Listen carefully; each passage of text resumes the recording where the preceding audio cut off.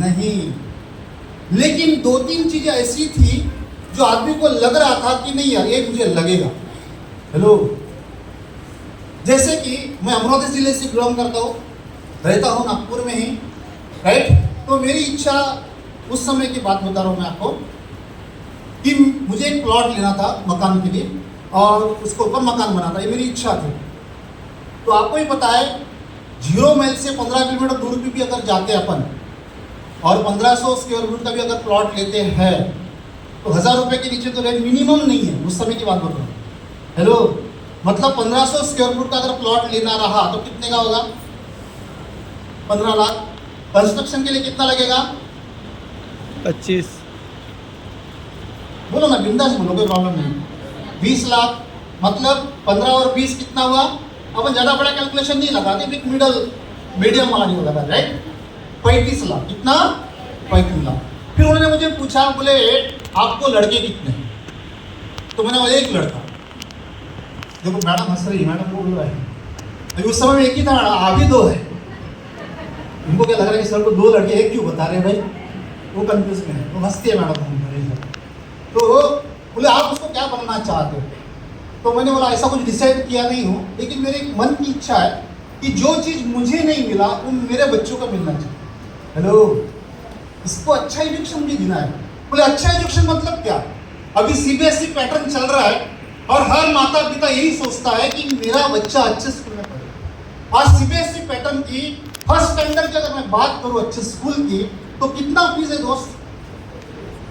50,000 60,000। मतलब उसको 10वीं तक भी पढ़ाना है तो कम से कम 5 से 6 लाख रुपए लगेगा। हेलो, 10वीं के बाद hello tuition classes, JEE plus, hello NEET seat, 1-1.5 lakh 2 lakh तो उसमें घुस जाएगा। और 12वीं के बाद अभी उसको इंजीनियर बनाना है, एमबीए पढ़ाना है कि डॉक्टर बनाना है, उसके इंटरेस्ट के ऊपर डिपेंड रहेगा। बस ये कि नहीं है। आज मैं एमबीए की बात करूँ 10-12 लाख रुपए लगेगा मिनिमम, इंजीनियरिंग पढ़ाने 7-8 लाख रुपए लगेगा, और डॉक्टर की बात करूँ तो लाखों में जाएगा। बस ये, चलो हम एमबीए की बात करते हैं, 10-12 लाख लगेगा। मतलब 12वीं तक के 7-8 लाख और बाद में 12 लाख, मतलब एजुकेशन के लिए कितना खर्चा लगा? 20 लाख रुपया। कितना? 20 लाख रुपया। मतलब मकान के लिए 35 और एजुकेशन के लिए कितना हुआ टोटल? 55 लाख। फिर उन्होंने मुझे पूछा, बोले आदमी पैसे कमाने के लिए उम्र के कौन से साल से शुरुआत करता है?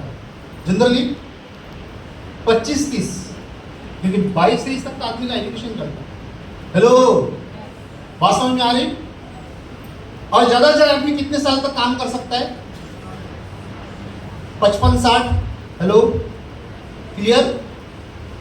अभी उन्होंने मुझे पूछा, बोले 55 साल के बाद काम नहीं होगा तो पैसा लगेगा कि नहीं लगेगा? लगेगा। कहां से आएगा? अपन तो कोई गवर्नमेंट जॉब पे है ही नहीं, अपने को पेंशन, अभी तो गवर्नमेंट ने भी पेंशन बंद कर दी 2005 के बाद का।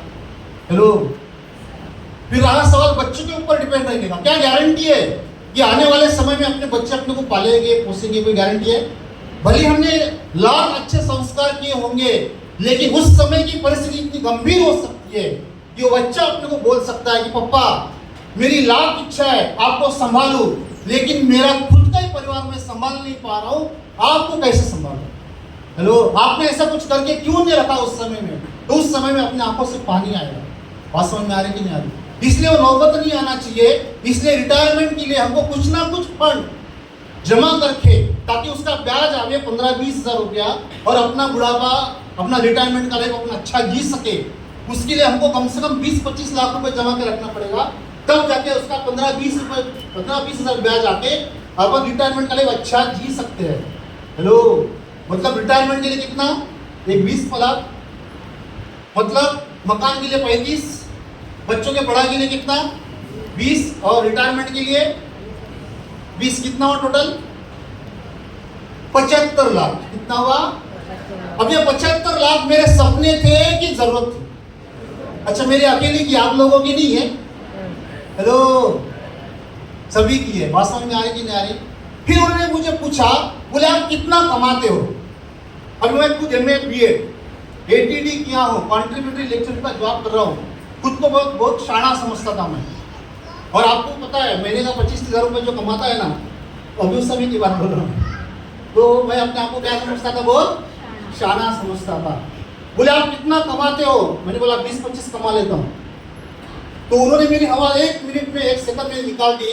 बोले आप कितना कमाते हो इम्पोर्टेंट नहीं है, आप कितना बचाते हो वो इम्पोर्टेंट है। बचता कितना है? मैंने बचता कुछ भी नहीं है, इधर से आया उधर से गया। बोले ये 75 लाख का बजट फिर आप कहां से पूरा करने वाले हो? 2 मिनट के आदमी टेंशन में आ गया। बात तो सही है। चलो मान लो पेट को काट के थोड़ा बेशरमी की हद पार करके महीने का 5,000 बचा भी लिया, जैसे आरडी LIC वगैरह निकालते ना, सेविंग करते ना, महीने का बचा कितना लिया? 5,000। तो भी अपन साल का कितना बचा पाएंगे? 60,000। 10 साल का 6 लाख, 20 साल का 12 लाख। उन्होंने मुझे पूछा आपका एज कितना? मैंने कहा 35 चल रहा है। बोले आपके हाथ में तो 20 ही साल है। कितना साल है?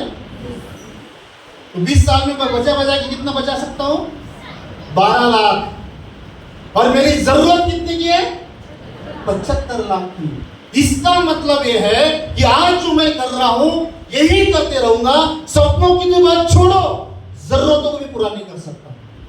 हेलो, इसका मतलब मुझे मेरे काम के साथ साथ कुछ ना कुछ करना बहुत जरूरी है।